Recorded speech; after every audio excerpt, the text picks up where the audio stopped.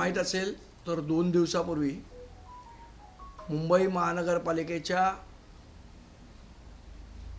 प्रिमायसेसमध्ये तिथे मी आणि माझे सहकारी सर्व नगरसेवक, आमचे गटनेते यशवंत किल्लेदार आम्ही एक पत्रकार परिषद घेतलेली.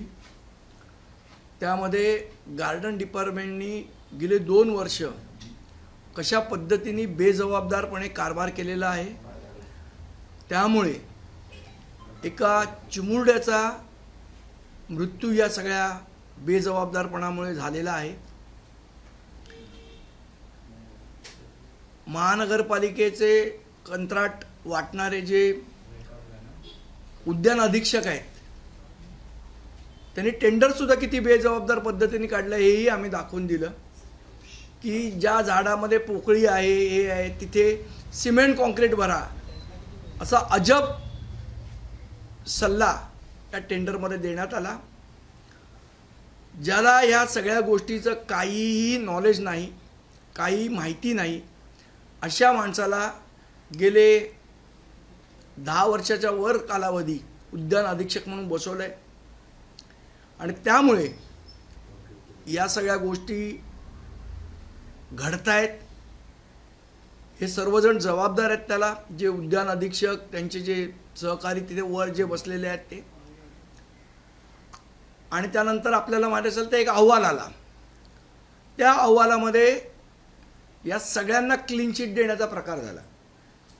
म्हणजे कोणीच जबाबदार नाही. फक्त कंत्राटदारावर काय 2 लाखाचा दंड आणि दुसऱ्या कंत्राटदारावर 5 लाखाचा दंड लावून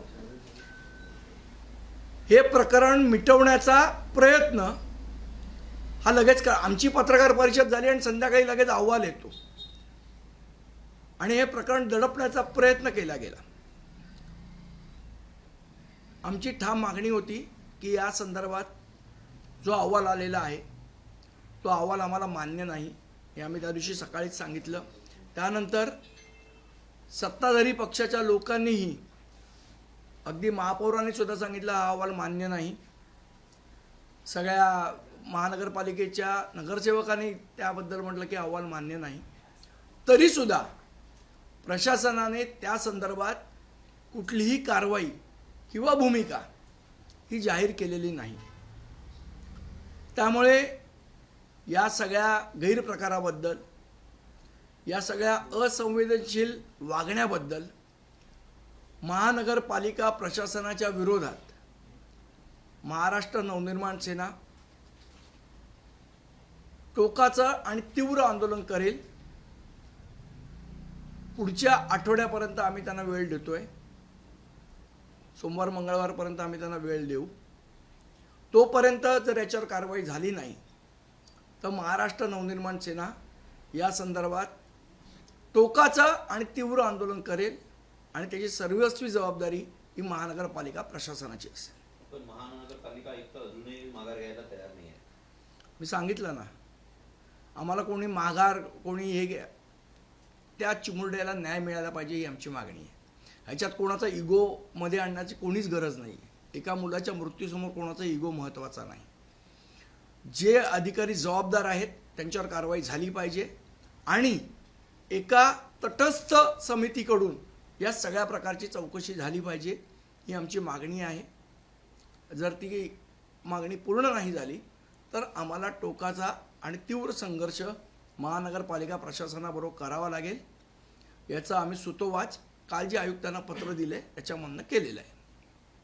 या प्रसंगी जे निलंबन करण्यात आलं होतं त्याला शब्द देण्यात आला होता चौकशी सापेक्ष निलंबन. म्हणजे जी चौकशी झाली तीच मुळात चुकीच्या लोकांनी केलेली आहे. विशेष अभियांत्रिकी विभागाचे उपायुक्त, अभियांत्रिकी विभागाचे उपायुक्त हे लोक ही चौकशी करायला पहिली गोष्ट सक्षम नव्हते. त्यांच्याकडे त्या सगळ्या प्रकाराचं कुठलेही ज्ञान नाही. अशा लोकांच्या चौकशीला काही अर्थ उरत नाही. आणि आपण जर अहवाल बघितला तर ह्या गोष्टी दडपण्याचा प्रयत्न त्या अहवालात झालेला आहे. त्यामुळे आमची मागणी आहे की तटस्थ समितीकडनं याची चौकशी झाली पाहिजे आणि जो अधिकारी 2-2 वर्ष निष्क्रियपणे बसून आहे त्या अधिकाऱ्याची तिकडनं बदली झाली पाहिजे किंवा निलंबन झालं पाहिजे ही आमची मागणी आहे. उद्यान अधीक्षकांबद्दल जर आयुक्तांना प्रश्न विचारला तर त्याबद्दल ते उत्तर देत नाही. तुमचा वैयक्तिक काय हेतू असेल तर मला पत्र लिहून आमचा कुठलाही वैयक्तिक हेतू नाही, नाही. अशा पत्रकारांना उत्तरं देतात. तुम्ही पत्र माझ्या आयुक्तांना दिले, तुम्हाला उत्तर या पत्राचं मिळेल अपेक्षा आहे. पत्राचं उत्तर द्यावं नाही द्यावं हा त्यांचा प्रश्न आहे. जर नाही दिलं तर आम्ही संघर्षाची तयारी केलेली आहे. उद्या आमच्या विभागाध्यक्षांची बैठक आम्ही बोलवणार आहोत, मुंबईतल्या सर्व विभागाध्यक्षांची, आणि अख्खी मुंबई म्हणून ताकदीने महानगरपालिकेच्या विरोधात आंदोलन करेल. ते आंदोलन कशा पद्धतीचं असेल, कसं असेल याची दिशा ठरवण्यासाठी उद्या विभागाध्यक्षांची आम्ही बैठक बोलवू आणि त्यामध्ये पुढची आमची रणनीती ठरवू आंदोलनासंदर्भातली. उद्यान समितीला देखील याबाबत माहिती असणं अपेक्षित होतं. मात्र उद्यान समितीचे अध्यक्ष आहेत त्या म्हणतात की माझ्यापर्यंत अहवाल आलाच नाही आणि मला माहिती देखील नाही. मला तर वाटतं जर नगरसेवकांचाच वचक नसेल तर ते दुर्दैव आहे. त्यांना का अहवाल आला नाही याचा जाब त्यांनी विचारला पाहिजे. या प्रकरणात राज्य सरकारचं काही वरद हस्त आहे का आयुक्तांना, असं वाटतंय का तुम्हाला? नाही, मला कल्पना नाही, माझा असा कुठला आरोप नाही. पण आयुक्त हे प्रशासनाचे प्रमुख आहेत, त्यामुळे त्यांनी त्यांची जबाबदारी पार पाडली पाहिजे. याच्या शासनाने सांगू किंवा न सांगू त्यांना. महापौरांनी फक्त म्हटले की मला अहवाल मान्य नाही, त्याच्यानंतर पुढे कोणतीच पावलं उचलली एक्झॅक्टली आमचं म्हणणं आहे की जेव्हा महापौर सांगतायत, सगळे नगरसेवक सांगतात हा अहवाल मान्य नाही, विरोधी पक्ष नेते पण सगळेच नगरसेवक ना, 227 नगरसेवक आणि अख्खी मुंबई सांगते की हा अहवाल मान्य नाही, असं असून सुद्धा त्याच्यावर काय पुढची भूमिका आहे प्रशासनाची ही कुठेही त्यांनी स्पष्ट केली नाही. फक्त गप्प बसून राहायचं आणि इग्नोर करायचं, ही असंवेदनशीलता चालणार नाही. अजूनही असं वाटतंय का मोठी मोठी घटना झाल्यानंतर ज्या पद्धतीने म्हणत होते की ऑडिट करणं, झाडांच्या पात्या कापल्या गेल्या पाहिजे वेळेवर, पाऊस थोडासा अहो, याच्यासाठी तुम्हाला करताना दिसत नाहीये. याच्यासाठी तुम्हाला त्याची ठोस पावलं उचलतानाही आपल्याला दिसत नाहीत की काय करणार आहेत. हे करणार म्हणजे काय करणार याचंही उत्तर नाही.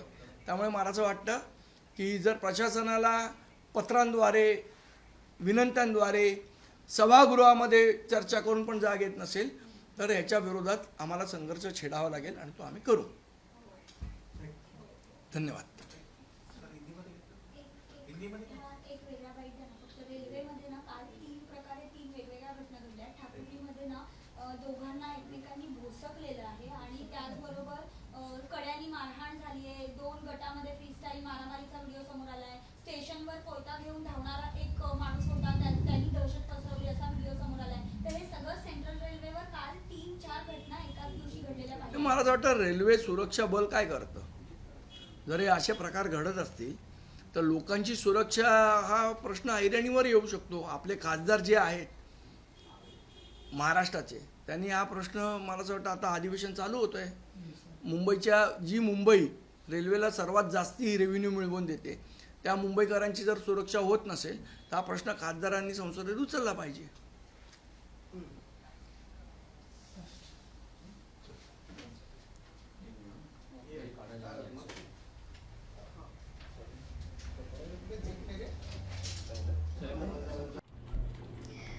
मी नेहमी फक्त साम टीव्हीच पाहते, कारण त्यांच्या बातम्या मला रिलेट करतात.